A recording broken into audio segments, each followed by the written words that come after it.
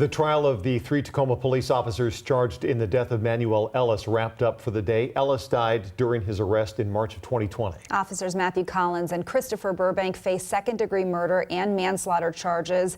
Officer Timothy Rankine is charged with manslaughter. King 5's Lionel Donovan is at the courthouse with details. Today, jurors heard from one of the paramedics that answered the call back in March of 2020. He told the jury that by the time he arrived, he could already tell that Ellis was fading fast. The day began with a conversation about the spit hood that was placed on Manuel-Ellis's head during his arrest. Court documents state another officer placed the hood on Ellis's head, but he wasn't charged. Although the prosecution argued that the 3 charged officers should still be held responsible since they were the ones that took Ellis into custody, the defense countered that they shouldn't be held responsible for another officer's actions. Ultimately, the judge sided with the defense. But if I've got handcuffs and I never use them and somebody else does, how am I responsible for their use of the handcuffs?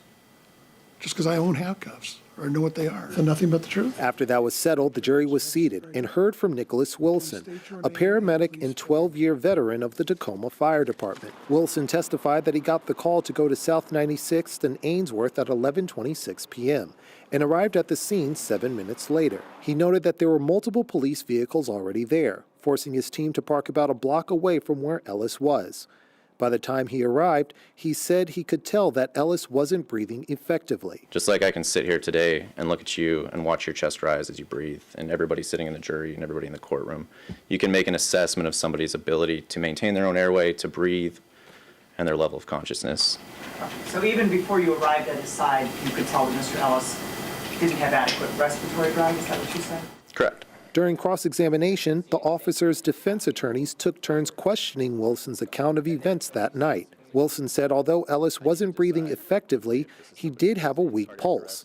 But despite life-saving measures, Ellis's condition continued to deteriorate. When you started treating Mr. Ellis, is it fair to say that the Tacoma officers were, they weren't hesitant to help?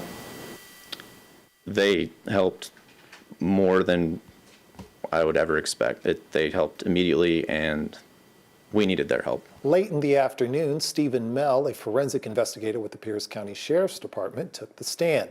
Mell showed the jury some of the evidence that he gathered of that night, including photographs of the Tacoma police cars that were on the scene, the street, and some of Ellis's injuries. He wasn't able to finish his testimony today, but he is expected to continue tomorrow morning when court reconvenes.